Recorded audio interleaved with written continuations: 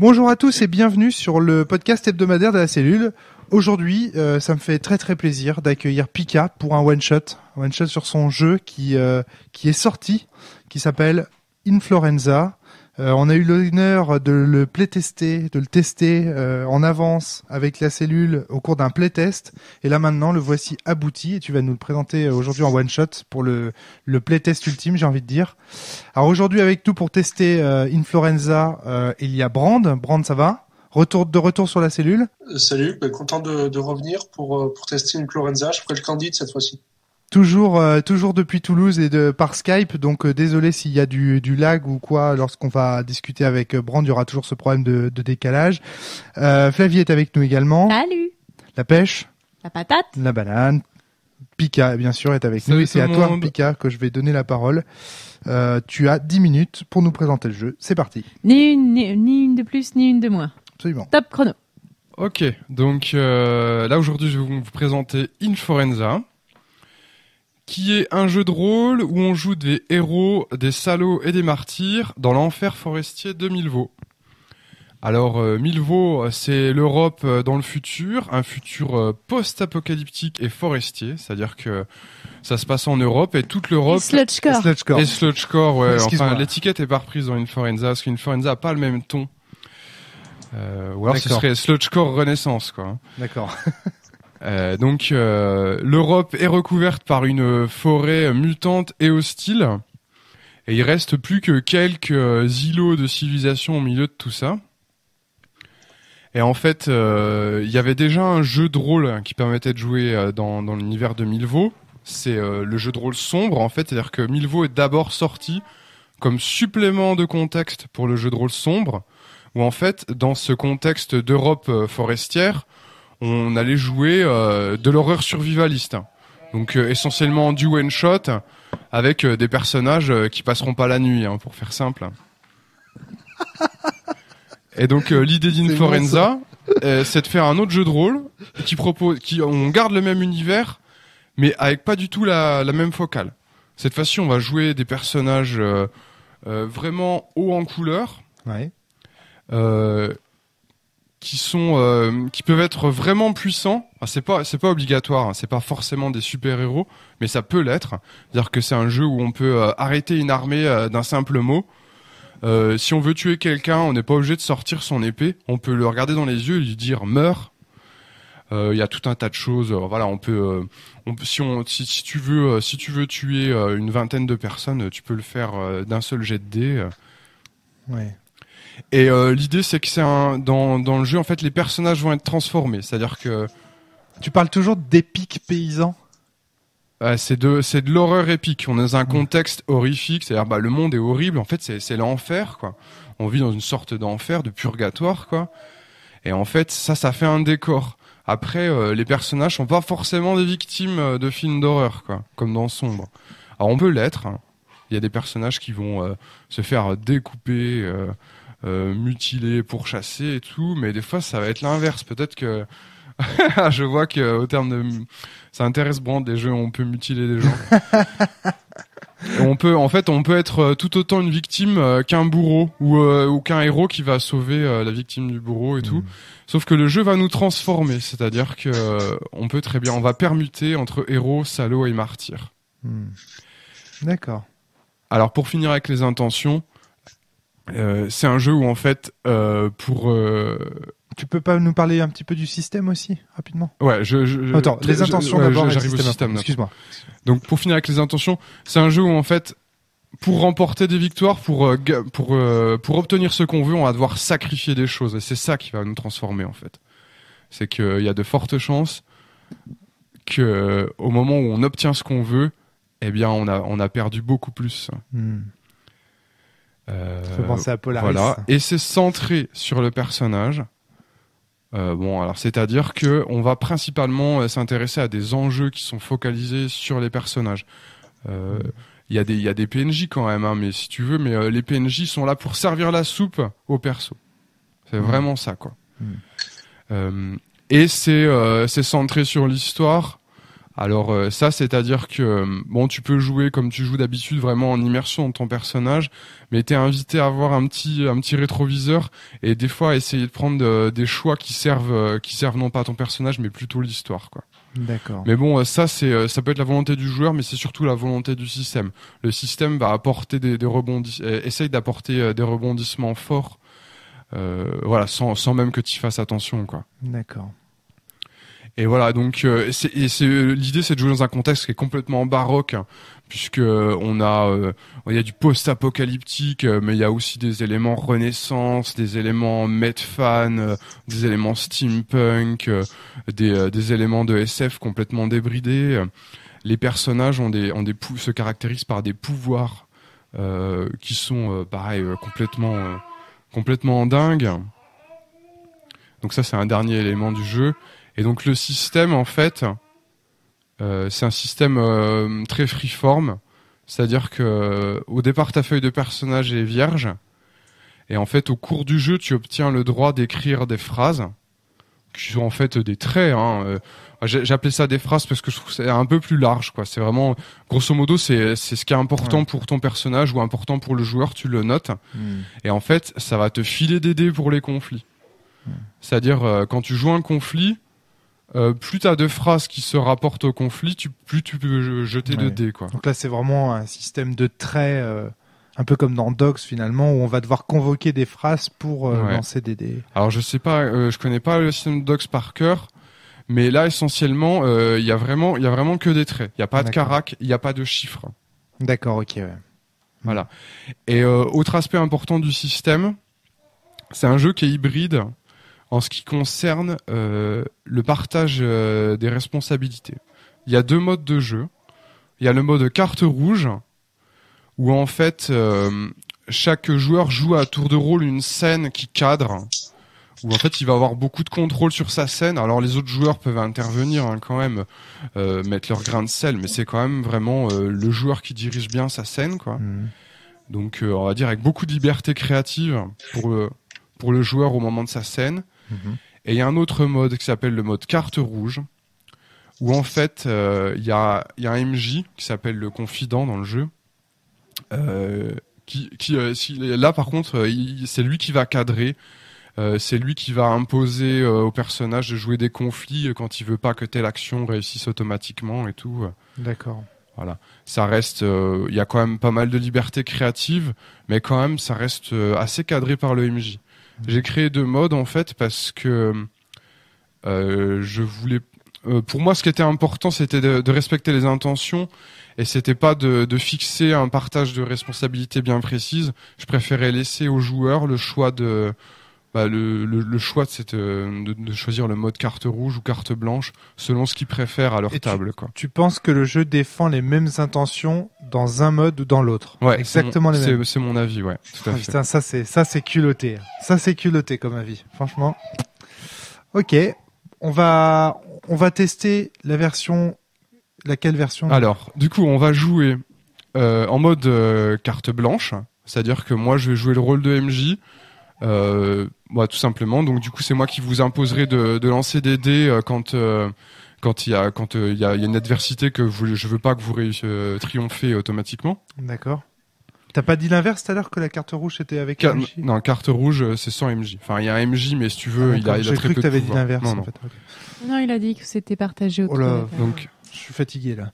Et on va jouer avec une petite règle optionnelle qui s'appelle le jeu sans instance, c'est-à-dire qu'il n'y a pas de tour de jeu. Il n'y a pas de scène cadrée en fait, donc là c'est vraiment freestyle, comme dans la plupart des jeux de rôle en fait. Hein. D'accord. Voilà. Et donc pour le contexte de la partie, on va jouer ce que j'appelle un théâtre de jeu, c'est-à-dire c'est un bac à sable prévu à l'avance, qui s'appelle les chemins de Compostelle. En fait, on est toujours dans le contexte post-apocalyptique, mais en fait les pèlerinages vers Compostelle ont continué et on va jouer dans ce cadre-là. Ah, c'est génial. Ok, d'accord. C'est drôle ça. Voilà. Bon. Eh ben, il nous reste plus qu'à y aller. On y va, c'est parti.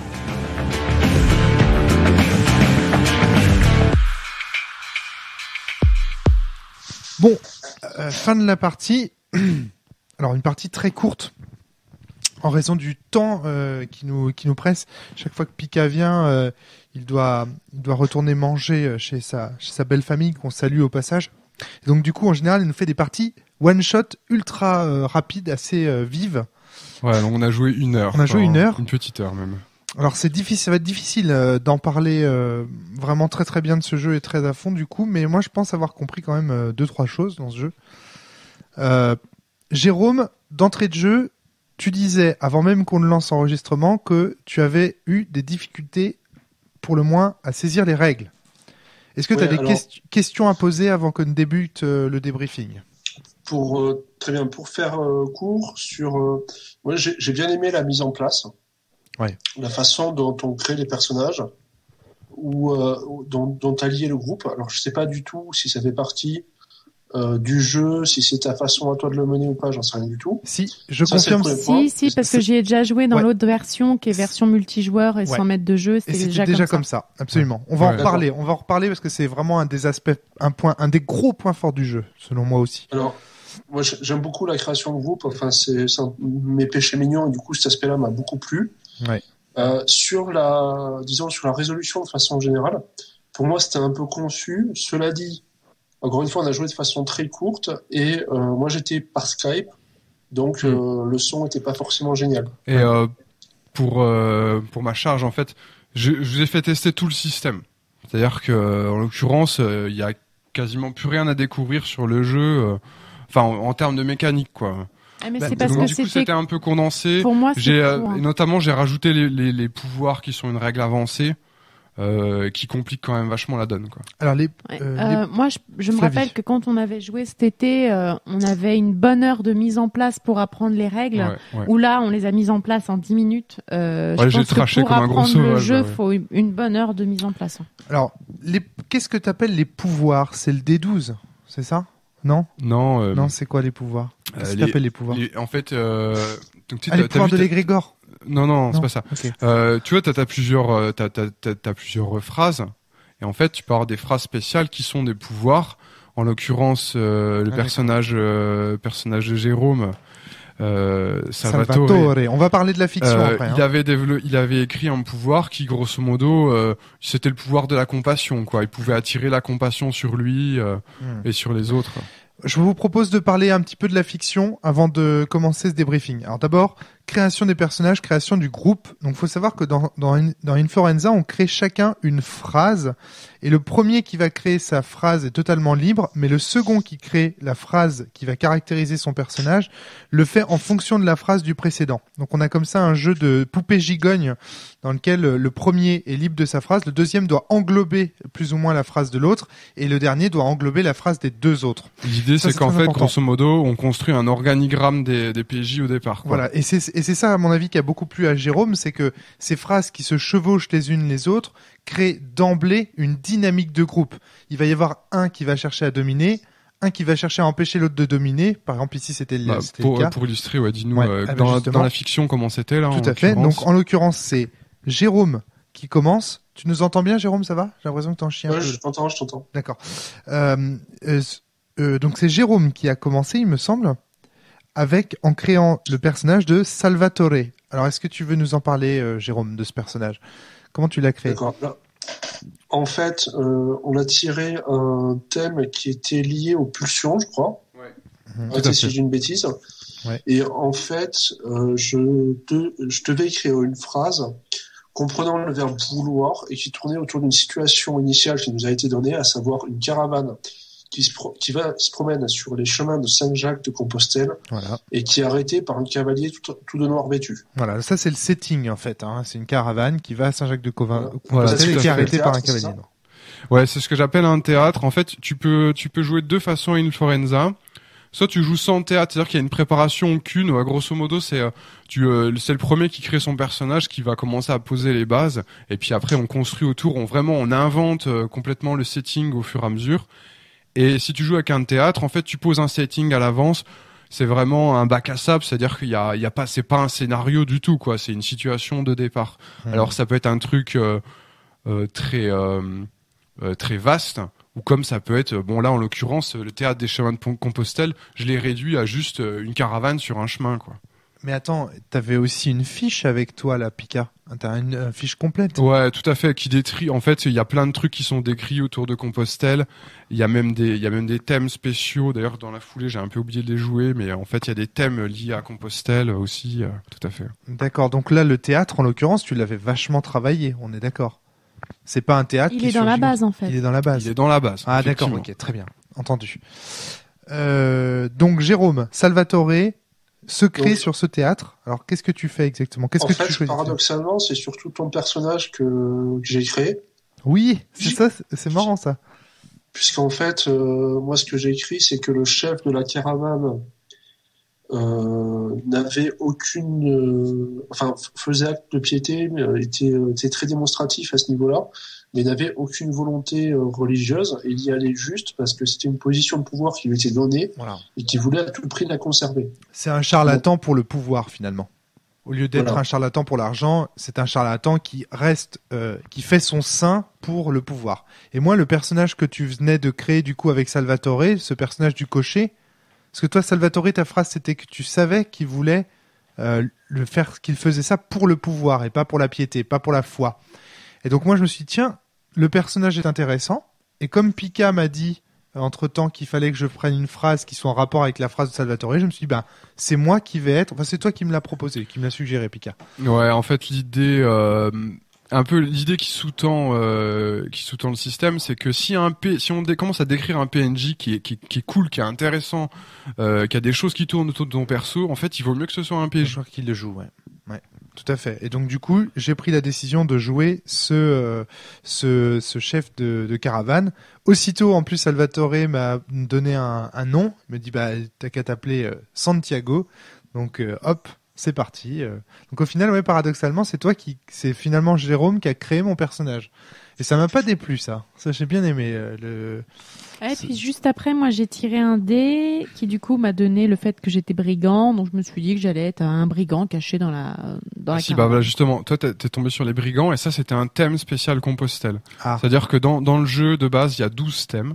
D'accord. Qui correspondent au D12. Voilà. Et en fait, quand t'as un théâtre, tu peux changer certains des thèmes pour mettre des thèmes spécifiques au théâtre. En fait, pour être sûr que les éléments phares du théâtre, par exemple, sur les chemins de Compostelle, il y a plein de brigands. Pour être sûr qu'ils arrivent dans le jeu, on colle un thème dessus, quoi. Voilà. Parce qu'au début, avant de créer notre perso, on tire un dé, c'est un dé 12, et fonction du résultat obtenu, ça va donner, il y a une espèce de table que tu as, toi, Pika. Ouais, une table des thèmes. Une table des thèmes. Ça va donner un thème pour la création de ce perso. Comme le disait Jérôme tout à l'heure, mais c'était peut-être un petit peu confus pour les auditeurs, le thème qu'il a reçu à ce moment-là, c'était la pulsion. Ouais. En fait, on parlait de la pulsion qui pousse les pèlerins à aller vers Compostelle, qu'en fait, Compostelle, c'est une espèce de lieu magique qui attire les gens comme un aimant, quoi. Ouais, tout à fait. Et moi, j'avais eu quoi comme thème? C'était C'était quoi mon thème? Tu te souviens? Je l'ai pas noté. La pulsion. C'est pas le pouvoir ou quelque chose comme ça? Je sais plus. Je sais plus. J'avais fait deux. La mémoire. Tu sais. La mémoire? Ouais. Moi, en tout cas, je sais que j'avais pour volonté de récupérer une eau qui permettait de récupérer la mémoire pour garder mon pouvoir, parce qu'il faut savoir que dans l'univers de Milvaux, la mémoire est un enjeu de pouvoir, puisque les gens perdent la mémoire, donc celui qui a la mémoire a le pouvoir. Jérôme, tu voulais intervenir? En fait, quand ton perso avait le thème de la mémoire, ça permet de définir l'eau, comme tu disais, et du coup de voir que mon perso, qui était un faux miraculé, en fait, ton personnage avait monté un coup pour se faire passer pour un saint homme, qui a été de prendre quelqu'un qui était handicapé physique et mental et de faire croire qu'il allait le miraculer en utilisant l'eau de Compostelle. Et en fait, l'eau l'a pas vraiment sauvé puisqu'il arrivait à marcher avant. Par contre, lui a permis de récupérer des capacités mentales moins handicapantes, en fait. Dis-moi si je me trompe, mais est-ce que le nom de ton personnage Salvatore, ça viendrait pas du personnage Salvatore dans le nom de la rose? Si, bien sûr. Si, d'accord, voilà, c'est ça. Je t'imaginais comme Salvatore. Salvatore. D'accord, ça marche. Et donc, Flavie, toi, quand t'as tiré le dé, t'as fait 7 et c'était brigand. Ouais, c'était brigand, et du coup, je me suis dit, brigand, Compostelle, je vais leur voler leur eau, quoi. D'accord. Donc, vous voyez. Et puis ensuite, j'avoue que mon personnage m'a un peu échappé, puisque dans l'univers de Milvaux que je commence à connaître, je sais que tout le monde est fou ici, donc du coup, voilà. Mais ce qui est intéressant, c'est que d'entrée de jeu, comme chaque personnage doit se définir par une phrase du type « je veux quelque chose », ou en tout cas qui utilise le verbe « vouloir », excuse-moi, c'est vrai, c'est pas forcément « je veux », ça peut être « machin veut ». D'ailleurs, c'est ce qu'a fait Salvatori. Et comme on doit prendre en considération la phrase qui a été dite précédemment, on est déjà dans un univers, dans un setting qui va faire qu'on va être les enjeux des uns vont dépendre des enjeux des autres, et on est déjà dans une forme de jeu de rôle, parce qu'on sait que la définition la plus simple du jeu de rôle, c'est créer une fiction en prenant en considération ce qui a déjà été dit précédemment. Ouais, puis l'idée aussi, c'est que les persos, dès la création, ils aient quelque chose à faire, en fait. Ah ouais, il y a des enjeux tout de suite. Et après, par contre, là où on essaie de faire monter la mayonnaise, c'est aux joueurs, accompagnés du MJ bien sûr, de définir la portée de ces enjeux pour voir si c'est des enjeux à court terme ou à long terme, quoi. Donc ça, c'est vrai que setting et création de groupe, très bien. À mon avis, vraiment, c'est très rapide, très simple. Ça, je pense que c'est pas mal. C'est inspirant, je trouve. Jérôme, tu voulais intervenir là-dessus ? Ouais, alors pour le coup, encore une fois, j'ai vraiment l'habitude de mettre des créations de groupe. C'est un truc qui, c'est ma came, quoi. On a remarqué à la cellule, effectivement. J'ai l'impression, enfin, j'ai été surpris par le fait que ce soit très très peu cadré. Alors, on a démarré très vite, mais je pense que c'était des joueurs qui avaient l'habitude de ce genre de choses, ou d'avoir des conflits entre personnages. Par contre, la richesse de l'autre côté, c'est qu'effectivement, ça a pris 30 secondes. Enfin, ça a pris 5 minutes, quoi. Ouais, ce qui est vraiment pas mal. Thomas, tu voulais intervenir ?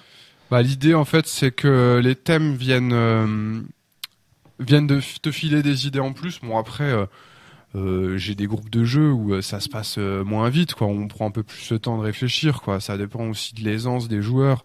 Bon, là, on était quand même 4, je pense, un peu habitués, effectivement, à être créatifs en jeu de rôle. C'est pas la came de tout le monde, hein. Et puis ça va dépendre, ça dépend quand même pas mal du groupe, hein. Ouais, d'accord. Jérôme, tu voulais ajouter quelque chose ? Non, je Très bien. Alors, on peut embrayer directement sur la fiction. Ouais, je veux bien, ouais. Il y a eu quoi ? 2-3 scènes, on va dire, 3 scènes. Ouais. Première scène, l'homme en noir attaque la caravane. Azrael, donc le personnage de Flavie, le brigand, est caché dans cette caravane. Parmi les pèlerins, ouais. Et en fait, l'homme en noir est à ses services. À son service. Donc, il a tout organisé et lui, de l'intérieur, il fomente une espèce comment on appelle ça, un hold-up, je sais pas comment dire, de la diligence, quoi, ouais, tout à fait, pour prendre l'eau. Salvatore essaie de calmer le jeu. Moi, en opposition, je vais essayer, au contraire, de casser la tête de l'homme en noir de façon très violente et très virulente, de façon à faire peur aux autres. Parce qu'il faut savoir que Pika nous décrit les acolytes de cet homme en noir comme étant la cour des miracles. Des gueules cassées, des mecs boiteux, ça a l'air d'être des pauvres airs qui traînent dans les bois. Ils sont pas forcément, on n'a pas l'impression en tout cas qu'ils ont un moral très solide. Donc je me dis, tiens, je vais leur casser la tronche. Et Salvatore dit, ah non, moi je vais faire la paix. Donc du coup, il y a un premier conflit là. Alors, sachant que dans le jeu, il y a 2 types de conflits. Excuse-moi, Flavie, je te donne la parole tout de suite. C'est conflit simple ou conflit duel. Conflit simple, il y a un seul joueur qui jette les dés pour atteindre tel ou tel objectif. Et conflit duel, en fait, il y a un joueur qui jette les dés pour atteindre l'objectif et l'autre joueur, il jette les dés pour le contrer, quoi. Alors, ce qui est intéressant, c'est qu'on aurait pu croire que j'étais en duel avec Fly, parce que du coup, je cherche à faire fuir ces hommes, et au final, je vais me retrouver en duel avec Salvatore. Fly, tu voulais ajouter quelque chose ? Oui, c'était au début de cette scène. Alors, je sais pas comment c'est habituellement, mais moi, j'ai pas vraiment compris qui parlait quand, et du coup, je trouvais qu'au début, ça avait été un petit peu brouillon parce qu'on savait pas vraiment qui avait le droit de parler, faire quoi quand. Et... Jérôme opine du chef. Jérôme, t'es d'accord avec Fly là-dessus ? Oui, tout à fait. Alors, je reviens sur ce qu'on a dit tout à l'heure, hein. On était dans le cas d'un podcast, on a dit on a moins d'1 heure, où on a démarré en réussissant à se louper avant de démarrer. Ouais. On était dans des conditions super speed. Ouais. Moi, j'avoue que j'ai pas posé de questions à ce moment-là, ce que j'aurais fait sur un test normal, quoi, hein, pour pas sacrifier à la rapidité de la partie. Et je pense que du coup, c'est ce qui a compliqué un petit peu pour la suite. Mais du coup, je sais pas dans quelle mesure ça représente le jeu, quoi. Mais est-ce que d'habitude, du coup, il y a un ordre de parole pour les gens autour de la table? Alors, il y a deux modes de jeu, en fait. Le mode de jeu principal, il est ce qu'on appelle avec instance, où en fait, ça se passe par chaque joueur a droit à un tour. Voilà. Où en fait, il est un petit peu sous le. C'est à ça qu'on avait joué sous les projecteurs, quoi. Hein, et donc, on va dire que c'est un peu lui qui domine la parole. Là, en l'occurrence, j'avais décidé de jouer sans instance, où en fait, on se rapproche plutôt de ce qu'on considère comme normal en jeu de rôle. C'est-à-dire qu'en fait, si tu veux intervenir, il faut l'ouvrir, quoi. Hein, il faut demander la parole, quoi, entre guillemets. Donc, je peux me tromper, mais je pense que du coup, dans la plupart des jeux de rôle, ça procédait de la même façon, quoi. Alors, moi, je pense. C'est-à-dire que vous êtes tous autour d'une situation, et si tu veux intervenir, il faut le dire, quoi. Ouais. Moi, je pense que la situation était tellement brutale aussi qu'on s'est tous un peu regardé en chien de faïence, genre parce qu'en fait, si tu veux en jeu de rôle classique, lorsqu'on démarre en général, c'est soit une scène d'auberge, soit une scène de discussion où les gens discutent de façon posée. Alors, les intros in media res, il y en a quand même souvent. Mais l'in media res, ça fonctionne bien à partir du moment où chacun connaît déjà son rôle et ses enjeux. Là, en fait, l'immédiat reste, le problème, c'est que, vu qu'on vient juste de créer nos persos, c'est nous prendre de court, si tu veux. On est un peu, ce qui explique peut-être le côté brouillon du départ. Et puis, en plus, comme on n'avait pas trop le temps de poser les trucs. Oui, je pense que ça, à la limite, c'est un problème de maîtrise. Exact. Je pense pas qu'on puisse le mettre sur le dos. Je suis d'accord. C'est un problème de cas particulier. C'est ce que disait Jérôme tout à l'heure quand il disait c'est lié à cette partie-là spécialement parce que lui, il est par Skype. Nous, on est pressé. Enfin, bref, c'est normal que ça se passe comme ça. Déjà parce qu'en fait, du coup, comme je savais dès le départ qu'on aurait qu'une heure et demie pour jouer, je me dis, ok, il faut que je fasse une in media res parce que sinon, ça va pas avancer, quoi. Alors, Jérôme. Aucun souci avec le in media res. Pour le coup, je suis pas du tout d'accord avec toi, Romaric, sur l'impact que ça a. Moi, j'apprécie vraiment beaucoup ça. Ah non. Le souci, ça a plus été à des moments, en fait, sur les premiers tests qu'on a fait, pour savoir qui donnait le résultat, sachant que c'est des tests qui se font en plusieurs étapes. C'est pas des tests à lecture directe. Oui, bien sûr. Donc derrière, on avait besoin de ton soutien pour comprendre comment faire le test. Puisque tu nous l'as expliqué en jeu, tu ne l'as pas expliqué avant pour les raisons qu'on a évoquées tout à l'heure. Donc là, Jérôme parle à Thomas. Hein. Pardon ? Faut préciser à qui tu parles. Quand tu dis dis Thomas, parce que sinon les auditeurs... Ouais, Thomas, pardon. Ouais. Et ça, c'est le premier point. Et le second point, c'est qu'à la fin du test, c'est le MJ, alors comme dans plein de jeux, qui raconte ce qui se passe. Et vu qu'avant, dans les actions, c'était les PJ, ou les joueurs, ces éléments-là, enfin pour moi, ont été un peu confus. Maintenant, je pense encore une fois qu'avec une explication, ce serait passé sans problème. Ouais. D'accord. Je suis d'accord avec. Alors moi, c'est juste une parenthèse. Je condamne pas l'immédiat res. Moi, j'aime bien ça. Et je dis juste que là, en l'occurrence, dans la partie là, ça a posé problème parce que c'est ce cas particulier de cette partie où on n'a pas vraiment le temps de jouer. C'est tout. Hein. Ce que je disais, l'immédiat res, moi aussi, j'adore ça. Et t'as dit un méchant, t'as voulu le taper d'entrée, et ça t'a pas bloqué. Non, pas du tout. Mais justement, c'est là que le conflit intervient. Alors, moi, je pensais qu'il serait avec Fly parce que vu que c'était ses brigands. J'imaginais que c'est elle qui allait dire non, tu tapes pas mon brigand comme ça. Et au final, non. Il intervient avec Salvatore, qui lui veut au contraire calmer le jeu. Alors là, qu'est-ce qui se passe techniquement, concrètement ? Moi, je regarde mes phrases, donc j'en ai qu'une seule pour le moment. Je dois conserver le pouvoir. Je dois récupérer l'eau pour conserver le pouvoir. Donc je joue cette phrase, je prends un D6. Ce D6, je vais le lancer.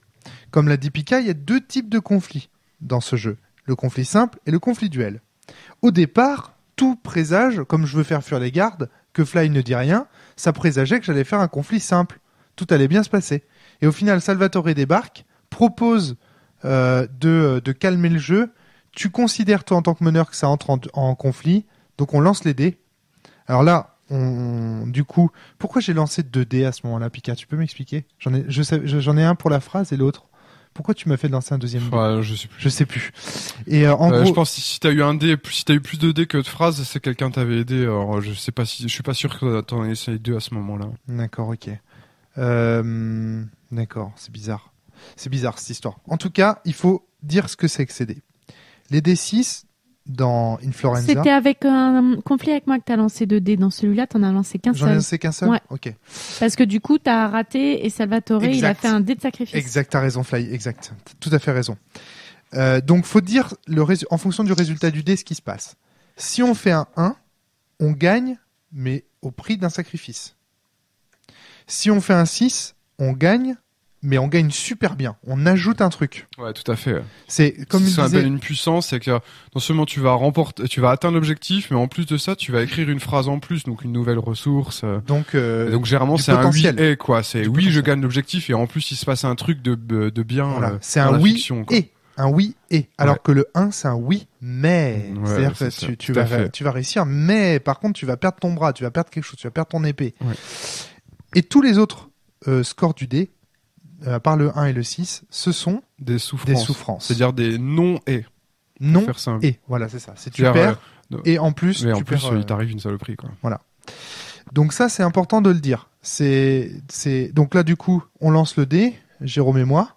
Jérôme fait 2 Jérôme fait 1 et je fais 2.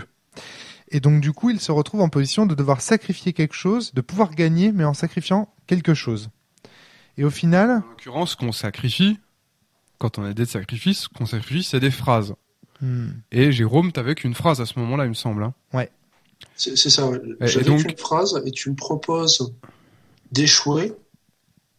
Alors, à savoir qu'il y avait un enjeu qui était assez faible entre nous pour, en gros, ne pas perdre mon personnage et gagner un pouvoir supplémentaire.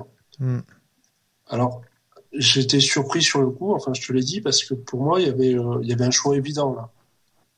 Ça ressemblait beaucoup à un non-choix, en fait. Ah oui, tu vas pas perdre ton perso, tu préfères prendre un pouvoir.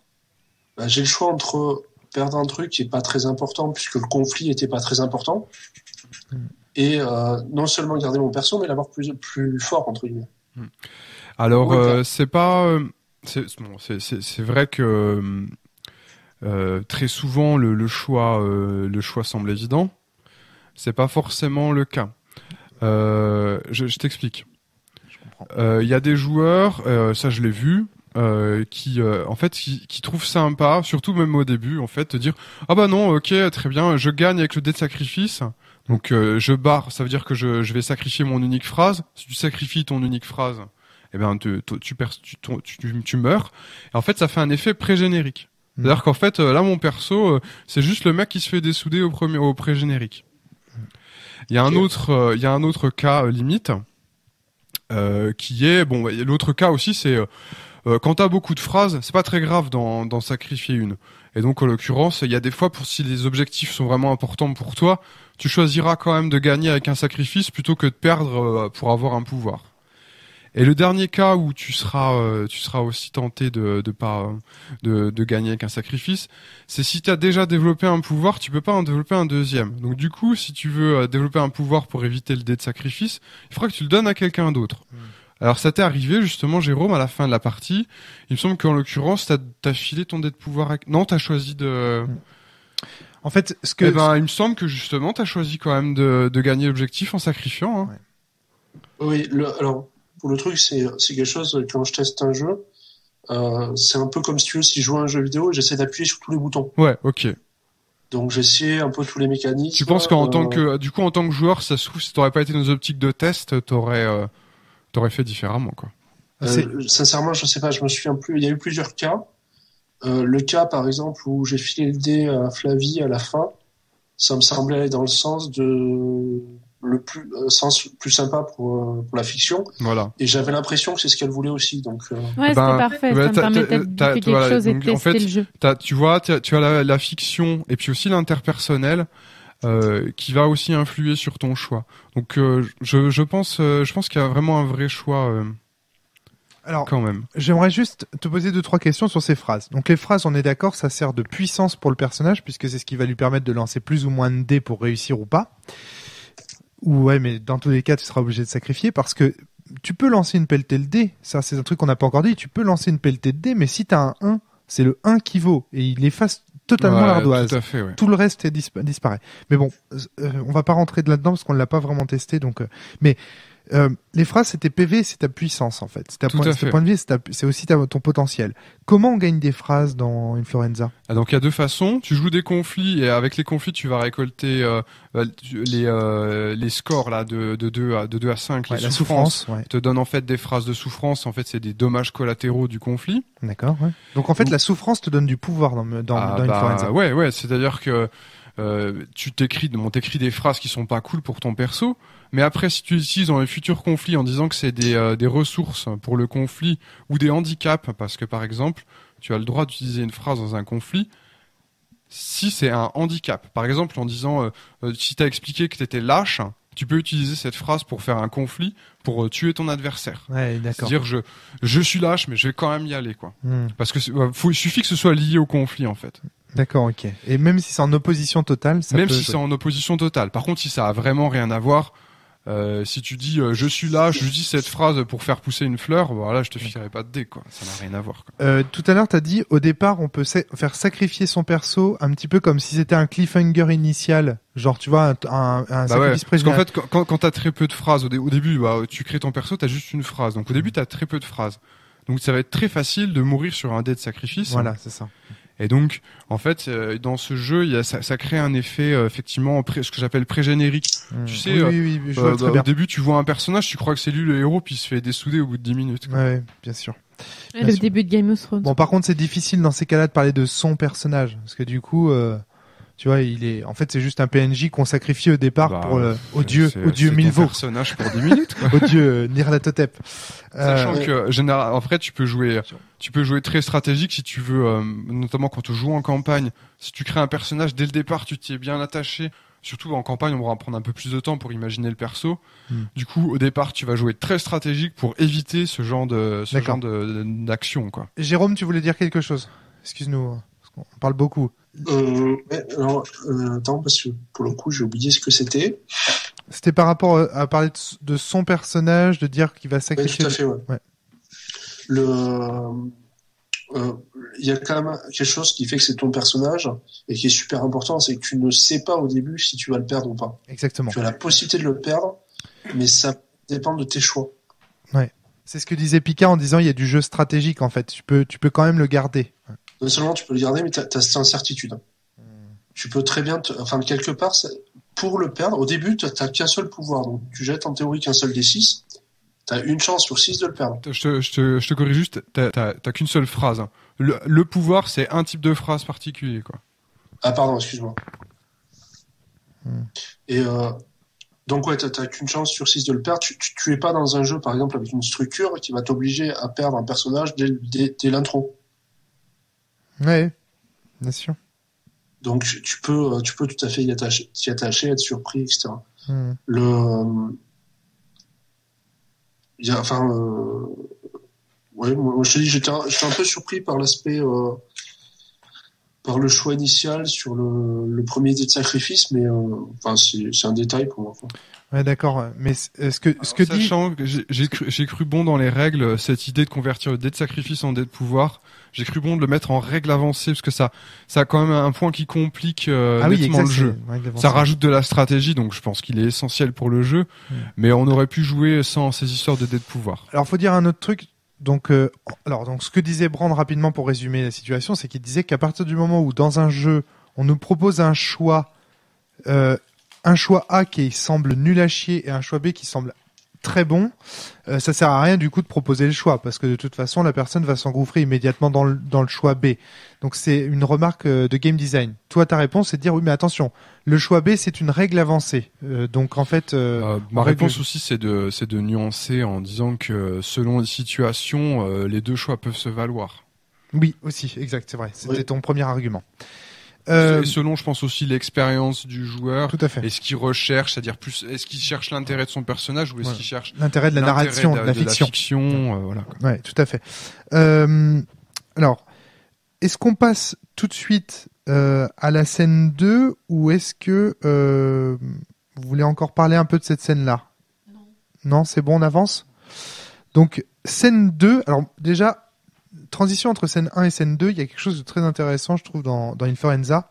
C'est l'ellipse. L'ellipse, je trouve ça génial. Et ça, c'était déjà le cas dans ton premier Influenza, celui que tu nous avais fait jouer en playtest. C'était ce côté, on passe d'une scène d'action à une autre scène d'action. Il n'y a pas de temps mort. Tu vois ce que je veux dire? Après, je pense que ça relève de la technique de maîtrise. Honnêtement, il n'y a pas ça dans les règles. Alors, le jeu en instance qu'on n'a pas testé là, en découpant effectivement le jeu en tours, bon, il va quand même inviter à faire des ellipses et puis à jouer en fait vraiment les gros morceaux de dur. Là, par contre, on a joué sans instance. On aurait pu être nettement plus cool au niveau du rythme. Donc là, c'était plutôt une technique de maîtrise parce que je voulais qu'on fasse du jeu en 1 heure, que ça bouge, que ça pète. Et puis je voulais surtout qu'on teste le système à fond. Donc j'avais pas le temps de faire des moments contemplatifs, quoi. D'accord, ok. Pour moi, en tout cas, mais c'est souvent ça. Hein, moi, quand on me laisse dans l'action et que on me laisse pas le temps d'avoir des moments contemplatifs, généralement mes persos partent en live. C'est ce qui m'est arrivé. Ouais. Voilà, je suis ce genre de joueuse. Si on me laisse pas un moment me poser pour faire un moment d'émotion où je deviens amie avec Salvatore, moi je pète les boulons, mais en même temps ça va très bien avec cet univers-là. Donc, ouais, mais là c'était honnêtement, je pense qu'on peut avec le même jeu, tu peux jouer beaucoup plus calme. Hein. C'est vraiment pure technique de maîtrise. Ah oui, c'est pour ça parce que moi le jeu que j'avais fait cet été, il y avait eu des grands moments des moments jolis quoi, où on pouvait se parler. Donc j'ai passé deux images complètement différentes du jeu que j'ai. Ouais, c'est curieux. J'ai oublié de dire quelque chose sur la scène 1. Je suis désolé, du coup ça me force à revenir en arrière. C'est qu'au moment où Azrael, le bandit, s'enfuit, j'essaye de lui tirer dessus, mon valet me fait dévier mon arc et je me tire dans le pied avec un arc. Et du coup, ça sera important pour la suite. Et ça c'est parce qu'il avait, donc lui, quand il avait jeté les dés pour le conflit, il avait récolté un dé de souffrance. Voilà. Donc en plus, les règles avaient déterminé qu'il perdait le conflit. Et en plus, son dé de souffrance raconte que tu perds le conflit, mais en plus, il t'arrive une merde. En l'occurrence, tu te tires dans le pied. Voilà, c'est nul. C'est pourri. Et du coup, Salvatore s'enfuit avec moi. Voilà. Parce qu'il a l'impression que son maître a voulu le tuer. Donc, d'où la scène 2. Du coup, on peut revenir à la scène 2. C'est mon pied qui est en train de pourrir totalement, qui se gangrène le soir, c'est ça? On s'arrête le soir à une auberge. Ouais. Et je constate que je vais plus pouvoir continuer la route dans cet état parce que mon panard est en train de pourrir. Et pendant ce temps, dans les bois, quelqu'un ressent ma souffrance du fait de l'obtention de son pouvoir. Salvatore ressent que je suis en train de souffrir. Alors Salvatore, est-ce que tu veux nous raconter cette scène incroyable qui s'est passée entre toi et le personnage de Flavie? Alors, Flavie est déjà morte de rire. Moi, j'ai pas tout bien compris. Est-ce que vous voulez faire la dame? Je préférais que ce soit elle qui l'explique. D'accord, ok, très bien. Flavie, explique-nous. Je l'ai dit que je partais souvent en live quand j'avais Elle avait anticipé en fait. Elle avait anticipé. Quand j'avais pas le temps de me poser, je pars un peu en live. Bon là, c'est ce qui s'est passé. Donc lui, Salvatore, il veut aller aider son maître. Clairement, ça me fait suer. J'ai pas envie d'y aller. Et j'ai envie d'aller voler l'eau de Compostelle. C'est marqué sur ma fiche et je sais pas pourquoi, il avait décrit que tous ceux qui étaient à mon service étaient des estropiés et je décide que quand je fais l'amour aux estropiés, ils retrouvent la mémoire et du coup, je les asservis, ils deviennent mes esclaves pour voler des trucs et je décide de forcer Salvatore à faire ça, voilà. Donc en fait, il va y avoir une tentative de séduction de ton personnage vers Salvatore. C'est bien de le dire comme ça, ouais. Voilà, Salvatore, Jérôme. Tu voulais dire séduction pour des gens qui n'arrêtent pas de parler contrat social, là, c'est un peu limite ce qui s'est passé quand même. Hein. En fait, ça reste quand même une scène de séduction. Hein. Oui, de séduction un peu forcée. Ouais. Oui, voilà. Et donc, du coup, on rentre en contradiction, donc on lance les dés pour un conflit, quoi. Comment Salvatore a atterri chez les brigands déjà? Et parce qu'il vient avec moi parce qu'il a l'impression que son maître a essayé de le tuer, donc je lui dis viens avec moi Salvatore. En fait Salvatore, il avait joué un conflit. Ah oui, c'est ça. Le conflit de la scène précédente, c'était donc Romaric bande son arc vers Azrael, Santiago, ouais. Et en fait son objectif c'est de tirer une flèche dans Azrael pour l'immobiliser dans son dos puisqu'elle est en train de fuir avec les brigands. En fait donc Flavie n'a pas été donc c'est duel entre Romaric et Flavie, mais Flavie n'a pas été seul à apporter des dés, puisqu'en fait Salvatore l'a aidé. Il a dit je m'interpose sur le chemin de la flèche, j'utilise mon pouvoir de la compassion. Ouais. Et en fait le pouvoir de la compassion, il permet de transformer un dé en dé de sacrifice. En l'occurrence, s'il n'avait pas utilisé son pouvoir, il y avait ex-aequo entre... Ces pouvoirs-là, tu les tires d'où, Pika? C'est dans la base? Les pouvoirs de compassion qui permettent de... Oui, en fait, il y a 144 exemples de pouvoirs dans la base, mais c'est une liste ouverte. C'est-à-dire qu'en fait, tu dois tirer un dé 12 pour qu'il te donne le thème de ton pouvoir. En l'occurrence, c'était l'amour, hein, donc c'est pour ça qu'on avait imaginé un pouvoir de compassion. Il n'était pas dans la base, hein, on l'a imaginé vite fait comme ça. Bref, donc Flavie et Jérôme lancent les dés contre Romaric. Et on voit c'était même pas ex-aequo, c'est Romaric qui gagnait. Et donc là, je propose à Jérôme d'utiliser son pouvoir à fond, ce qu'il fait. Il transforme un des dés de la main de son camp, il le transforme en dé de sacrifice, ce qui fait que il gagne le conflit. Je prends le dé de sacrifice. Mais il prend le dé de sacrifice, en l'occurrence, et il barre il l'utilise pour barrer sa phrase qui dit qu'il a le pouvoir de la compassion. C'est-à-dire qu'en fait, il a empêché, sans doute par en apitoyant le perso de Romaric, il l'a empêché de tirer une flèche dans Azrael. Mais par contre, il a bien vu que pendant un instant, le personnage de Romaric était prêt à tirer malgré le fait que Salvatore s'était interposé. Voilà. Et donc, du coup, il dit puisque c'est comme ça, c'est fini la compassion, je suis dégoûté quoi. Et donc il avait choisi de barrer le pouvoir de la compassion. En gros, il comprend que je suis prêt à faire. Et du coup, c'est pour ça qu'il a suivi Azrael. Il a fait, en fait, mon maître, il est prêt à me tuer. Mais en fait, c'est une petite chose gentille, Salvatore, dans un monde de tout pourri, et tout à fait. Et je décide soyons cash, de le violer pour l'obliger à devenir mon esclave. Voilà. Mais Salvatore se laisse pas faire et en fait, du coup, des jets en opposition. Et je rate mon jet, donc, voilà. Donc, Salvatore réussit finalement à te convaincre de venir me prêter main forte, de venir m'aider à soigner ma jambe. Et du coup, mon non-mais, c'est que non seulement j'ai perdu, mais qu'en plus, comme je suis trop dégoûtée qu'un truc comme ça m'ait dit non, je décide de le suivre et de tout faire pour un jour qu'il devienne mon esclave. Je trouve ça incroyable parce que Salvatore, c'est le plus gentil d'entre nous et il réussit même à corrompre un brigand malfaisant à venir aider un mec qui lui-même est malfaisant. C'est-à-dire que c'est incroyable. L'innocence, vraiment, là, sur le chemin de Saint-Jacques-de-Compostelle, l'emporte. On sent vraiment. T'auras compris que le jeu vise à ce genre de réflexion. Hein. Ouais. Ah ouais, c'est intéressant. Si j'ai bien compris, je crois que ce genre de truc où ce sont les imbéciles qui gagnent à la fin et plus t'es niais, plus tu gagnes, c'est ce qu'on appelle le sludge core. Ça, non? Tout à fait. Alors, on va peut-être finir avec la fiction, du coup, scène 3. Alors, donc, juste un petit point sur cette scène-là. Donc, bon, en dehors des scènes de duel et tout ça, ce que je trouve très intéressant, c'est ce petit dé que je tiens dans les mains, qui est le dé 12, qui est ce dé de thématique.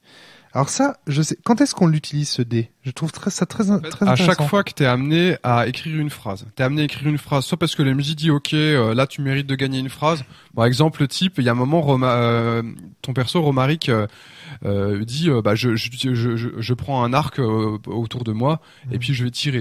Tiens, là t'as une nouvelle ressource. Ça vaut le coup que t'écrives une phrase là-dessus quoi. Parce que en fait, si tu chopes une ressource mais que t'as pas de phrase qui en parle, c'est comme si c'était pas sur ta feuille de perso. Donc si je voulais que l'arc lui donne un bonus, il fallait le consacrer par l'écriture d'une phrase. Tout à fait.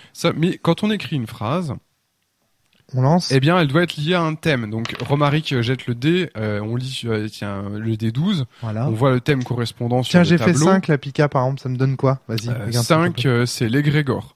L'égrégore, c'est l'énergie magique qu'il y a dans Milvaux, quoi. Ouais, donc, à la limite, s'il avait pris égrégore, on aurait dit, en fait, son arc, c'est un arc magique. Peut-être que quand il tire, ça tue la mémoire de ceux qui le touchent, tu vois. Donc, en fait, on rajoute une couche liée au thème. D'accord. Alors, ça change, précise quand même. C'est génial. Je pense que c'est pas un truc qui marche facilement avec toutes les tables. Et donc, il est écrit dans la base que si les joueurs sont bloqués par le fait de devoir recoller ce thème par-dessus, ils peuvent passer outre de temps en temps, quoi. Vraiment, il me semble que ce D12 de thématique fonctionne comme la couleur, ce qu'on appelle les couleurs en général dans la théorie notamment de Frédéric Sintès qui parle très souvent des couleurs pour prosopopée où il explique donc on crée. Ça te sert quand tu crées ton personnage, parce que créer ton personnage c'est écrire une phrase. Quand on rajoute une ressource ou à l'issue d'un conflit. Parce que tu as vu que les conflits te rapportent des phrases tout à fait, aussi. Quoi. Donc en fait, ce qui est intéressant avec ce dé, c'est que ça te donne une idée, une direction dans laquelle créer des nouvelles choses. Sachant que les phrases, évidemment, elles viennent pas ex nihilo, elles viennent pas de n'importe où. Elles vont créer de la fiction. Ça raconte ce qui s'est passé, quoi. Comme tu le disais, les phrases créent du jeu, en fait. Tu disais ça pour la pénurie jadis, mais aujourd'hui, on pourrait le refaire pour les phrases dans Influenza. Elles créent du jeu, vraiment. Donc c'est important d'avoir ce petit dé de couleur. Et le fait qu'il soit aléatoire, je trouve pas ça inintéressant parce que ça oblige à créer dans une direction qu'on n'avait pas. C'est une contrainte ça créative. Crée de la surprise en fait. En fait, j'avais réfléchi. Si tu mets 12 thèmes ou 40 ou 2, n'importe quoi, si tu laisses le joueur choisir, en fait, il va juste choisir. Le joueur a son idée de départ, puis il va juste choisir le thème qui colle le plus à son idée de départ. Donc en fait, il y aurait pas de thème, ça serait pareil. Donc effectivement, si tu veux utiliser des couleurs. Il faut quelque part elles soient entre guillemets imposées à un moment, sinon ça sert à rien de faire des couleurs quoi. Ou alors tu te fies uniquement sur la capacité du MJ, des joueurs à jouer dans la couleur de l'univers sans qu'il y ait une mécanique qui le soutienne quoi. D'accord. Scène 3. Donc on se rejoint du coup, Salvatore guide Azrael vers l'auberge et Salvatore a sur lui une partie de ce qu'il reste de l'eau de mémoire que je lui ai donné jadis pour soi-disant le guérir de sa paralysie des jambes. Tout à fait, ouais. Et ils arrivent à l'auberge et là d'abord je pense qu'ils veulent me tuer. Et qu'est-ce qui se passe après, Thomas ? Bien en fait ils t'arrêtent et puis ils t'expliquent qu'ils sont là pour te soigner. Salvatore te fait boire en fait son eau miraculeuse. Et en fait là le système à chaque fois qu'il y a le système te laisse deux choix. Est-ce que je me suis posé la question, est-ce que je demande un conflit pour voir si ça marche ou est-ce que en tant que MJ je raconte directement ce qui se passe quoi. Bon, c'était la fin de la partie donc il était temps de conclure. Donc j'ai choisi de raconter ce qui se passe, puis aussi parce qu'il faut pas sombrer dans ce que c'est Frédéric Sintès qui appelle ça le syndrome orphelin du tout conflit quoi. C'est-à-dire c'est pas parce qu'il y a une mécanique de conflit qu'il faut faire des conflits tout le temps quoi. C'est important de savoir qu'on peut jouer sans faire de conflit quoi. D'accord. Le conflit c'est pas un passage. On peut résoudre des nœuds de l'histoire sans passer par un conflit. S'il y a un consensus autour de la table. Donc là, en l'occurrence, j'ai joué sans conflit, où j'aurais pu dire ah bah ok, Romaric, tu gagnes une phrase qui raconte ce qui se passe. Donc voilà, c'est important ça. Et donc en l'occurrence, il lui donne de l'eau miraculeuse, mais c'est pas une eau qui guérit sa gangrène, c'est juste une eau de mémoire. Et en fait, il est toujours paralysé par la douleur et il voit se présenter au pas de la porte de sa chambre les souvenirs de ma mère. Voilà, sa mère telle qu'elle était quand il était enfant quoi. Voilà, c'est ça. Donc il a gagné sa mémoire mais ça soignera pas ça soignera pas la jambe. Et la chute c'est ça. C'est que au final tel est prix qu'il croyait prendre puisque moi j'avais dit que j'allais guérir Salvatore avec une eau qui était finalement une eau de charlatan qui rendait juste la mémoire. Et au final, lui, après, il me dit, je vais te guérir, et puis il me donne la même eau, et en fait, évidemment, ça ne me guérit pas, puisque, donc au final, le charlatan est pris à son propre piège. L'arroseur est arrosé. Et c'est un peu la conclusion du jeu. Jérôme, est-ce que tu as des réflexions globales à faire sur le jeu, des choses qui te viennent? Alors, pour reprendre ce qui a été un peu dit tout à l'heure, moi, les dés de sacrifice, tout ça, machin, je suis un peu passé à côté, très franchement. J'apprécie qu'il y ait une mécanique de sacrifice, mais c'était un peu trop confus pendant la partie pour que j'apprécie. J'ai apprécié par contre le thème. Le dé et le thème, c'est une contrainte et c'est pour moi ce qui a apporté le jeu en fait. L'essentiel du jeu a été apporté par le dé de thème. Ça, je me pose des questions sur pendant combien de temps en fait ça peut être sympa de jouer en rajoutant le thème. Heureusement, il y a des conflits qui sont très forts dès le début. Du coup, ça permet de continuer à jouer sans trop de soucis. Enfin, là, je pense qu'on aurait pu continuer sans problème à jouer un petit peu plus avec ces personnages. Ça aurait pas été problématique, alors même qu'ils ont été faits vraiment pour du one shot super court. Donc ouais. ce qui m'a intéressé moi surtout, la créa de groupe, parce que rapide, le thème, et puis sur le reste en fait, avec le simple test qu'on a fait, c'est un peu difficile à dire pour moi. Tu vois, il faudrait que je lise le bouquin ou que j'essaye de regarder un peu plus précisément. Si je peux me permettre de répondre sur le thème, hein, sur ton interrogation sur le thème, je pense honnêtement que ça, sur le long terme aussi, c'est intéressant. Je vais donner un exemple. Donc, on a fait une campagne en 3 séances qui est sur le. Voilà, vous retrouvez tous les comptes rendus des playtests d'Inforenza sur le forum de Terres étranges. Et donc on a joué une campagne qui s'appelle Trecita per morire. Bon, je vous dis le nom de la campagne pour que vous retrouviez. Et en fait, je pense que honnêtement, si tu épelles pas ce mot, personne va la retrouver. Alors, ouais, je mettrai le lien sur le, ce sera bien plus simple. Et donc on joue 2 séances et bon, je sais que j'avais un perso qui se faisait souvent capturer par des ennemis qui étaient des sorciers. Et en fait, à un moment, je me récolte une souffrance en corbeau. Alors corbeau, c'était un thème du théâtre, parce qu'en l'occurrence, il y a des corbeaux métamorphes qui nous menaient la vie dure dans la campagne. Et en fait, on en déduit qu'à un moment où je me suis fait capturer, j'ai été victime d'un envoûtement et que j'ai un corbeau dans le ventre en fait, qui va naître un jour à la alien en fait en m'arrachant le ventre. Et ça a vraiment twisté la campagne. Parce que du coup, mon personnage avait vraiment un truc compliqué à gérer, quoi. En plus de ça, il y avait un des autres PJ qui était lui-même un corbeau métamorphe. Et en fait, moi, j'étais d'idée, il faut me faire avorter d'une façon ou d'une autre, quoi. Je veux pas du tout, je veux pas du tout faire naître cette chose, quoi. Et lui disait, non, il est de ma race et tout. Il faut absolument que sa croissance arrive à son terme et tout. Et ça a amené vraiment sur la 3e séance, ça a amené un dilemme qui a vraiment porté toute la séance. Qu'est-ce que tu veux dire par là? Que sur le long pardon. Qu'en fait, même, tu peux être surpris par les thèmes, même quand on avait déjà 2 séances de jeu dans les pattes, et pam, là, le thème a apporté un twist énorme, quoi. D'accord, ok, je comprends mieux, parce que j'avais du mal. Jérôme. Peut-être pour être plus précis sur ce que je veux dire par le thème, c'est que, quand tu es dans ce que tu vas proposer dans la mécanique de résolution, dans le sacrifice, etc., tu es dans une logique de jeu de rôle. C'est-à-dire que tu es dans une logique où alors jeu de rôle par opposition à story game. Pour ceux qui font la distinction, c'est pas le cas de tout le monde. Tu es dans une logique où tu cherches à résoudre une situation ou à résoudre une situation au travers de ton personnage. Le dé de thème.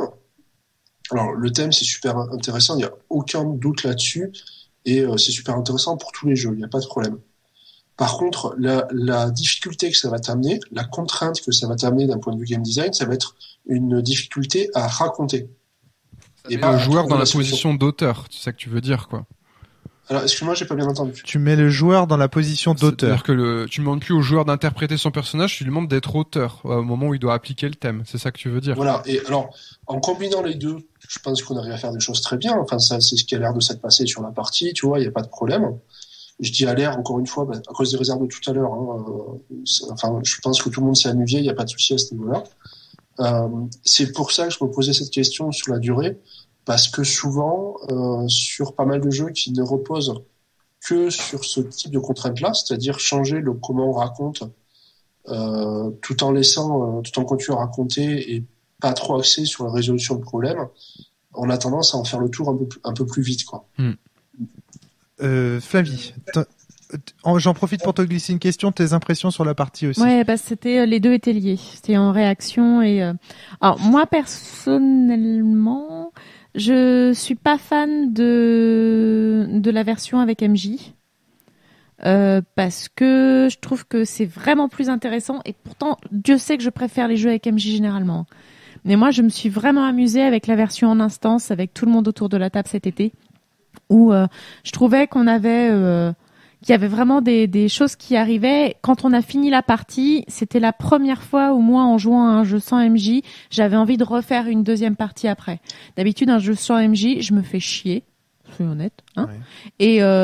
Et très souvent, on finit la partie, c'était très bien, c'était un one shot.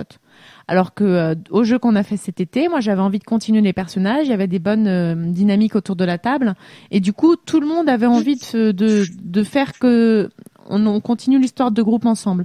Alors qu'avec MJ, je trouve que du coup il y a moins d'attache entre les personnages qui se créent, parce que du coup on n'est pas obligé de s'impliquer dans les histoires des autres, c'est le MJ qui le fait.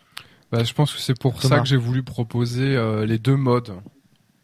Chacun c'est au lecteur, enfin c'est au joueur de piocher. Moi je trouve que la version avec MJ, je trouve amoindrit ton propos et appauvrit le jeu. C'est intéressant que Flavie, qui d'habitude préfère le MJ, pour une Forenza préfère 100. C'est intéressant. Ouais, parce que je trouve qu'on est obligé de s'intéresser aux histoires des autres, et du coup, en fait, d'habitude, ce que nous on fait, là, c'est le MJ qui le fait. Du coup, on reste un peu chacun avec sa fiche de personnage. Alors que pour le coup, moi qui vraiment aime bien les jeux avec MJ, là, je préfère la version autre. Si je puis me permettre, Flavie, je pense que c'est un biais d'analyse dû au fait que la partie était très courte mais je pense que si les personnages s'étaient étoffés, plus les personnages de Salvatore, etc., s'étaient étoffés, et plus c'est nous qui aurions pris l'initiative. Je pense aussi qu'il n'y avait pas les instances. Ouais. Et que moi je joue avec les instances, et pour le coup, les instances c'est important. D'accord. En plus, il me semble que souvent tu parles de la gestion du tour de parole, il me semble que c'est quelque chose qui est important pour toi. Et c'est vrai que les instances, ça cadre quand même beaucoup plus ce tour de parole. Oui, puis c'est un truc tout bête, mais t'as le temps de réfléchir, t'as le temps de voir ce que les personnages autour de la table font avant toi. Du coup, tu as le temps de réfléchir à ta réaction, à ce que tu vas faire, et tu as le temps de te demander qu'est-ce que je vais faire pour lui ou pas. Tandis que là, je te sollicitais en permanence. Jérôme propose un truc, je vous sollicitais tout de suite pour savoir comment vous réagissez. Le côté chaotique dessert, tu penses, le propos de... Oui, parce qu'en fait, l'univers est déjà tellement chaotique que si tu rajoutes du chaos là-dessus, en fait, moi, je me perds. Jérôme. Alors, juste pour rebondir sur ce que dit Flavie. Alors, au départ, je pensais comme toi, Marie, c'est-à-dire, j'imaginais que c'était en fait surtout dû aux conditions dans lesquelles on a joué, qui était compliqué. Après, c'est peut-être juste une question de goût. Moi, je sais que personnellement, quand je joue à des jeux avec une ambiance qui est un peu rugueuse, je veux pas avoir le temps de réfléchir. Je veux quand c'est des jeux qui sont de type avec MJ, etc., je veux qu'on me prenne par la main, et je veux pas réfléchir à ce que fait mon perso. Je veux le jouer. Je veux pas qu'il y ait une médiation consciente, quoi. Je veux être immergé, en fait. Oui, bien sûr. Je vois très bien. Et je veux être à fond tout le temps. Enfin, à fond. J'aime bien ne pas avoir le temps de réfléchir, et j'aime bien regretter les choix que j'ai faits. D'accord, ok. Ouais. Alors, c'est peut-être juste une question de goût sur ce coup-là, j'en sais rien. Sur ce que t'aimes jouer, nous ici, je sais qu'à la Baron, on est très comme toi. On aime bien jouer nos personnages sans avoir à réfléchir à ce qu'on va faire après. Ouais, moi j'aime bien l'immersion, mais c'est pour ça que je dis que d'habitude, c'est vraiment pas. D'habitude, j'aime vraiment pas. D'habitude, vraiment les jeux narratifs. La tendance, blablabla, là, ça me gonfle. On sait plus comment parler. Mais là, pour le coup, j'ai préféré. Enfin, voilà. Alors, tant qu'on en est aux réflexions, alors moi, au niveau positif, exactement comme Jérôme, le setting, la façon de créer les persos, la dynamique de groupe, les thématiques liées au D12 et tout, je trouve ça bien. J'aime bien les D6 et les scores impliqués. Le fait que le 1 soit un sacrifice, que le 6 soit un beau succès et tout. J'aime bien la dynamique des D6 que tu as mise en place avec les souffrances et tout. Je trouve ça vraiment intéressant. Ça me fait beaucoup penser à Polaris de Ben Lehman, qui est un jeu dans lequel on réalise au bout d'un certain moment, après avoir éprouvé les techniques longtemps, qu'en fait on ne peut rien gagner sans perdre. C'est-à-dire qu'en fait, on est dans une spirale de la lose. On ne peut que perdre. Et le système nous donne l'impression qu'on peut gagner un conflit. Oui, on gagne un conflit, mais on en perd 3 derrière parce que du coup, on a sacrifié tellement de choses pour ce conflit que... Disons que techniquement, la probabilité de tout le temps gagner avec juste des puissances, elle est hyper rare. Impossible. Quoi. En plus, même dès que tu jettes plusieurs dés, parce que tu peux gagner avec une puissance et si t'as des souffrances avec, t'as des souffrances en plus. Donc c'est rare de gagner, d'avoir des victoires vraiment complètes. Quoi. Flavie. C'est là que le jeu que j'ai fait cet été sans MJ était vraiment intéressant. C'est que du coup, comme tu as peu de chances de gagner et qu'il y a des alliances qui se créent à la table, on est plus amené à vraiment s'entraider. Ouais. Et le fait de s'entraider fait que tu gagnes, mais à une condition, c'est de te lier de plus en plus avec les personnages qui t'ont aidé. D'accord. Et du coup, nous, on a fini directement avec des histoires d'amour, des histoires de haine. Enfin, il y avait vraiment quelque chose qui a été très fort à la fin du jeu, en fait. D'accord. Il y a la circulation des dés aussi est faite pour ça, c'est-à-dire qu'une fois que le conflit est fait, tu peux refiler des dés aux autres pour dire ah bah non, ça c'est une conséquence désagréable du conflit, c'est pas moi qui je vais pas l'appliquer sur moi, je vais te la donner à toi, quoi. Et par exemple ça arrivait assez souvent. Ouais, le coup du sacrifice qu'on se repasse. Mais du coup, comme c'est 100 MJ, moi en plus c'est surtout ça, Influenza, parce que là c'est juste une version avec MJ, mais Influenza c'est vraiment 100 MJ normalement, c'est juste des tours de parole. Non, il y a 2 versions, carton rouge, carton blanc. Alors au départ, si tu veux, au tout départ, c'est vrai qu'il y avait quasiment que le mode carte rouge qui est un jeu, il n'est pas un jeu sans MJ en fait, il y a un MJ mais qui a vraiment uniquement un rôle d'animateur. Oui, exactement. C'est-à-dire que tous les de conseiller, voilà, le mec il est bloqué pour écrire sa phrase, le MJ il lui file un coup de main, des fois il interprète des PNJ. C'est ce qu'on appelle un animateur. Voilà, un animateur quoi. On aurait pu jouer en mode carte rouge où vous aurez décrit la même scène de départ par exemple. Ah oui. Merde, qu'est-ce que je veux dire? Mais du coup, est-ce que c'est vraiment le mode auquel on vient de jouer est-il vraiment très très important dans le jeu? Oui, Influenza authentique, c'est le carte blanc. Il y a eu des moments où en fait je jouais donc le mode par défaut au départ c'était carte rouge. Voilà. Et en fait, il y a des moments où en tant que MJ, je prenais vraiment un contrôle important sur plein de choses. Et notamment avec des joueurs qui étaient emmerdés pour appliquer leur thème, qui savaient pas quelles conséquences pourraient avoir leur conflit, tout ça quoi. Et donc c'était moi qui les aidais quoi. Alors, on peut toujours faire ça en mode carte rouge, mais je me suis rendu compte que du coup tant qu'à faire, on pouvait proposer ça je l'ai fait assez rapidement, on pouvait proposer aussi d'avoir un mode où là du coup le MJ il a vraiment la main quoi. Et c'était aussi parce que je voulais permettre je voulais permettre à ce qu'on puisse apprécier l'ambiance du jeu sans être obligé à tout prix de faire de la narration partagée très partagée. Je voulais le rendre plus accessible au final. Voilà. Parce que pour moi c'était pas sacré. C'est surtout si tu veux, si le fait d'avoir partagé la narration c'était vraiment crucial pour qu'on atteigne l'objectif du jeu, je l'aurais gardé. Mais pour moi c'était pas crucial. C'était Flavie pas ça semble le penser que ça propos l'était principal du jeu. Là, tu vois, Flavie, par exemple, ici, elle pense que ça l'était pour autant, mais bon. Bon, ça, c'est un débat. Moi, j'ai envie de demander aux gens qui peuvent aujourd'hui acheter Influenza, achetez-le, testez les 2 versions, et puis, voilà, faites-vous une idée en fonction aussi de vos affinités. Un autre point, moi, que j'ai trouvé négatif, c'est le fait qu'il n'y ait qu'une phrase au départ. Ah, je trouve ça dur, quoi. Moi, j'aurais bien lancé les joueurs sur 3 phrases au début. Qu'ils aient 3 points de vie. Ça nous arrive de faire des créations à 3 phrases. Parce que une phrase, ça devient caricatural. Surtout en mode carte blanche. Tu peux pas lancer le dé si t'as pas une phrase. Donc, du coup, en fait, t'es obligé de torturer ta phrase. Je vais nuancer ça. Bon, c'est pareil, toujours en manque de temps. En fait, il y a une règle qui permet, si tu veux faire un conflit et que t'as pas de phrase, t'as le droit à un dé, un dé unique. Ça, c'était surtout pour éviter les problèmes de positionnement, parce qu'en fait, centrer les conflits sur les phrases, ça posait des problèmes de positionnement. C'est-à-dire que tu pouvais pas demander un conflit si t'avais aucune phrase en rapport. D'accord. Alors, je veux toujours l'éviter, mais je vais dans la plupart des cas, mais je vais quand même le permettre si vraiment ça coince, parce que sinon, il y a un problème de positionnement dans le jeu. D'accord. Jérôme voulait intervenir. Sur le cas des phrases, moi j'étais très surpris, mais c'est encore peut-être lié aux conditions, parce qu'à aucun moment on a dit de façon explicite les phrases qu'on avait. Ouais. On a expliqué ce qu'on voulait mettre, mais à aucun moment on les a lus. Ça peut être alors c'est peut-être totalement lié aux circonstances, encore une fois. En fait, la base préconise de lire les phrases. De pouvoir alors ça rejoint pas mal la logique des aspects qu'on trouve dans d'autres jeux. Ouais. Mais moi j'aime bien par exemple que dans les aspects, ça peut être des phrases que pourrait dire le personnage en fait. Ouais, en fait tu peux le faire, la base le préconise même d'ailleurs, normalement à chaque fois que tu utilises une phrase, tu dois la dire à haute voix. Mais là il y a un biais de maîtrise, c'est-à-dire que j'étais pressé donc j'ai largement passé outre. Je vous ai fait confiance, j'avais quand même une vague idée de ce que vous aviez mis comme phrase donc c'était un biais de maîtrise. Tout à fait. On l'a bien dit, ce qu'on mettait, enfin en quoi elle consistait. Par contre, on l'a pas. Tu le disais pas à la lettre, ouais, en effet, ouais. Alors, donc Et le fait de pas dire les phrases, pour toi, Jérôme, c'est un problème parce que du coup, c'est pas. Moi, je trouve que ça représente un problème dans la mesure où tu ne dois pas te justifier sur son utilisation au cours de la scène. Tu vois ce que je veux dire? Et du coup, la phrase est moins impliquante ou moins, je sais pas comment dire, elle est moins gravée dans la scène. Moi, c'est ça qui me pose problème, c'est que du coup, comme t'en as qu'une au départ, t'es obligé de l'utiliser. Alors du coup, tu la tords un peu pour tu lui donnes pas vraiment une signification. Et ça, c'est un biais qui est assez rapidement rattrapé, parce que tu gagnes des phrases. Voilà, très rapidement. En campagne, tu peux facilement atteindre. En fait, tu peux aller jusqu'à 12 phrases. Bon, quand t'arrives à 12 phrases, ton personnage est éliminé et devient une légende. Ouais.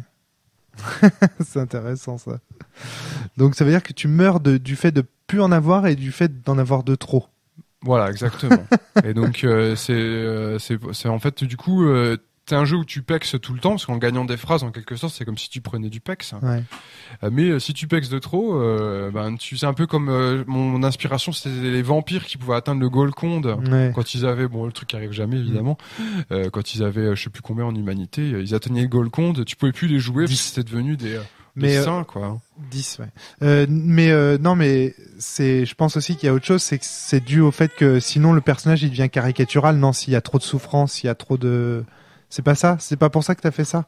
T'as déjà vu un personnage aller jusqu'à ce niveau-là ou pas? Ouais, j'ai déjà joué un personnage comme ça. Ça arrive qu'en campagne. Non, je pense que l'intérêt c'était vraiment cette idée du Golconde. D'accord. Okay. Et puis au fait de faire en fait du coup si tu es attaché à ton personnage, tu dis ok, si je le monte jusqu'à 12 phrases, il aura une fin magnifique, mais je vais plus pouvoir le jouer. Et donc j'avais un personnage qui est arrivé jusqu'à 11 phrases. Et là, à ce moment-là, j'ai fait ok, du coup, dès qu'il y avait des dés de sacrifice, donnez-les-moi, filez-moi des dés de sacrifice pour que j'ai dégonflé mon perso. Du coup, le perso en fait qui était vraiment devenu très puissant a connu une sorte de descente aux enfers qui était vraiment intéressante, quoi. Tu peux nous parler rapidement, parce que là il commence à être l'heure que tu rentres, je crois.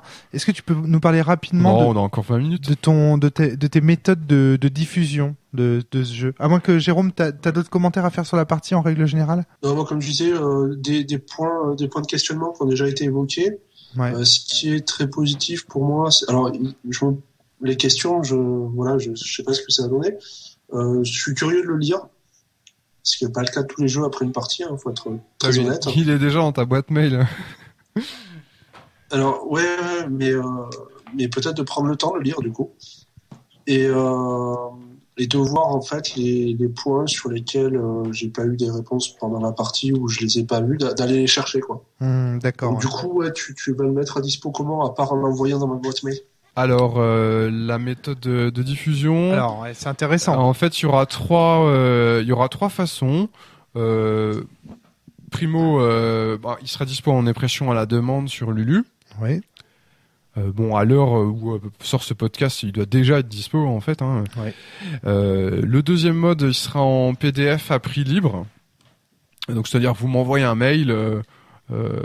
Ou un virement PayPal ou chèque, vous mettez ce que vous voulez, de 0 à 10 000 euros. Alors quand je dis PDF en prix libre, c'est le PDF illustré.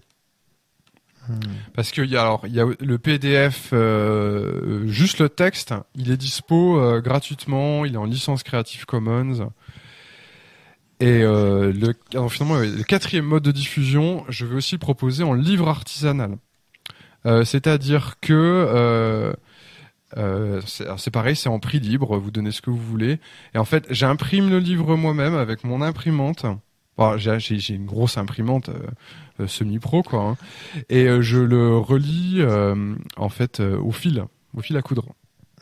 Alors, il faut savoir que c'est un objet unique, puisqu'il y en a qu'un seul comme ça. Moi, j'ai la chance, je tiens à me craquer dès le début. T'as de la chance d'avoir le premier imprimé de la sorte, avec des espèces de bouts de blé qui ont été collés dessus et tout. Enfin voilà, le but c'est de faire des objets comme ça uniques pour chaque personne. Ouais, chaque livre ne sera unique, ne serait-ce que parce qu'entre chaque livre, j'espère bien améliorer mes techniques de fabrication.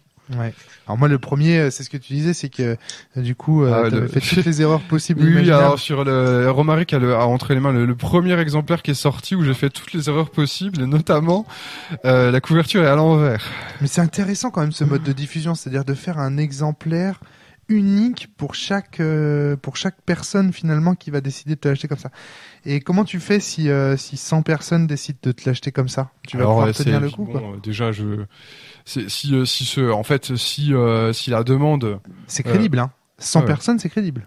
Bah ça dépend déjà à quel rythme. Si c'est 100 personnes d'un coup, si la demande excède ce que je peux offrir, soit je préciserai aux gens qu'il y a un délai. Je pense que dès le départ, je vais annoncer de toute façon qu'il y aura un délai minimum d'un mois. Hein.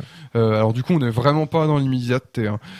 Il y aura peut-être une liste d'attente, ou peut-être que si vraiment la demande excède l'offre, eh bien je ferai des offres limitées en disant que je peux, je sais pas. C'est vrai que dans la première année, si je peux faire 100 livres par an, ce sera à mon avis le maximum de ma capacité de production. Surtout que en plus de mon activité de relieur, je vais quand même continuer à écrire des jeux. J'ai prévu de sortir des autres jeux et des autres suppléments cette année. L'idée, c'est de proposer. En fait, il y a deux choses en fait. Il y a l'idée de servir l'œuvre et l'idée de servir l'auteur. Je considère que les modèles économiques tels qu'ils existent actuellement, c'est-à-dire l'édition classique ou même l'impression à la demande, ce sont des modèles qui servent l'œuvre. Elles permettent à l'œuvre d'être diffusée le plus largement possible, à un prix accessible pour les joueurs. Mais techniquement, ça profite très peu aux auteurs parce que c'est des modèles économiques avec beaucoup d'intermédiaires, l'imprimeur, des fois l'éditeur, le distributeur, la boutique. Et donc, on a une marge pour l'auteur qui est ridicule. Donc, si l'auteur, il veut vivre de son activité, il est condamné en fait à vendre à grande échelle. Ouais. Et donc, bon, je veux quand même proposer un système qui soutienne l'œuvre parce que je veux que mon œuvre mon jeu puisse être accessible, que les gens qui ont envie d'y jouer puissent le faire. C'est pour ça qu'il y a le PDF à prix libre, il y a l'impression à la demande et il y a la version de texte qui est gratuite. Je veux par contre proposer quelque chose de différent pour ceux qui, en plus de vouloir le jeu, veulent aussi peut-être quelque chose qui soit un peu unique, un peu collector. Et veulent aussi apporter un soutien spécial à l'auteur. C'est-à-dire qu'en proposant le PDF à prix libre et le livre artisanal à prix libre, je laisse le soin en fait à l'acheteur, s'il veut d'apporter un soutien, de me soutenir en tant qu'auteur, quoi. Mais tu vois, de me permettre de dégager éventuellement un revenu de mon activité d'auteur, quoi. D'accord.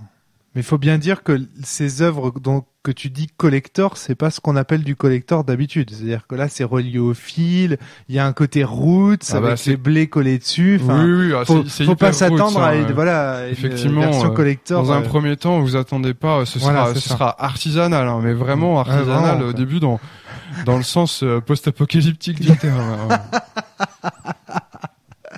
Génial. Ok. Voilà, on a fait le tour.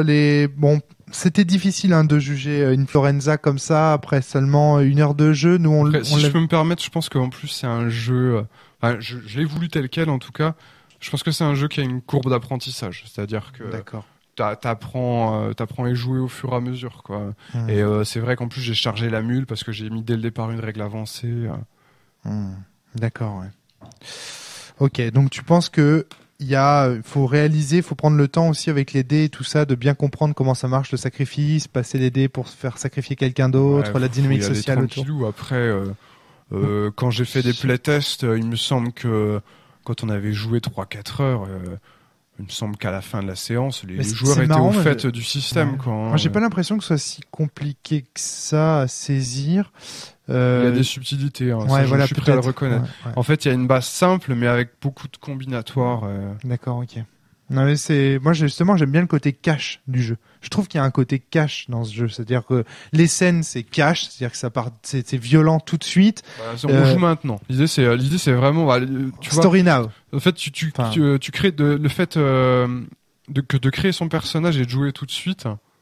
C'était vraiment, c'est ça quoi. C'était surtout moins de préparation, plus de jeu, quoi. D'accord.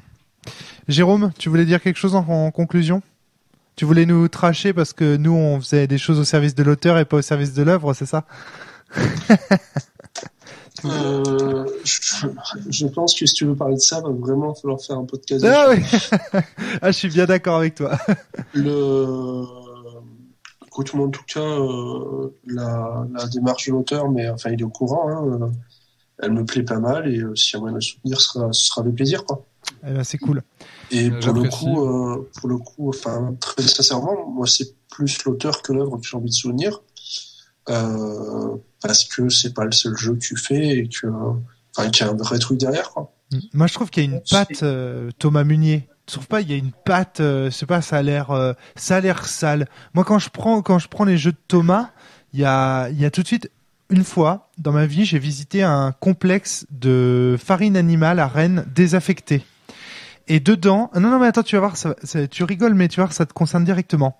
Dedans, il y avait des petites œuvres d'art qui avaient été déposées dans le complexe désaffecté, genre le bureau du boucher, le vélo du boulanger, des trucs comme ça. Enfin, je sais plus ce qu'il y avait exactement, mais il y avait des scènes comme des dioramas qui avaient été faites dans le truc, des pendus par exemple qui étaient dans certaines pièces.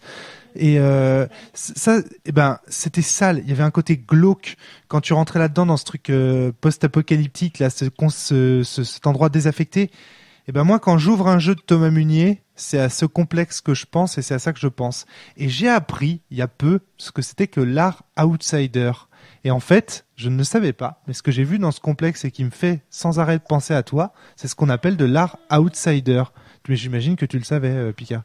Alors, je vais pas me cacher de savoir ce que c'est l'art outsider, puisque mon blog s'appelle Outsider. Ça vient de outsider, en fait, un petit peu comme synonyme d'indépendant. Ça vient aussi de l'art outsider.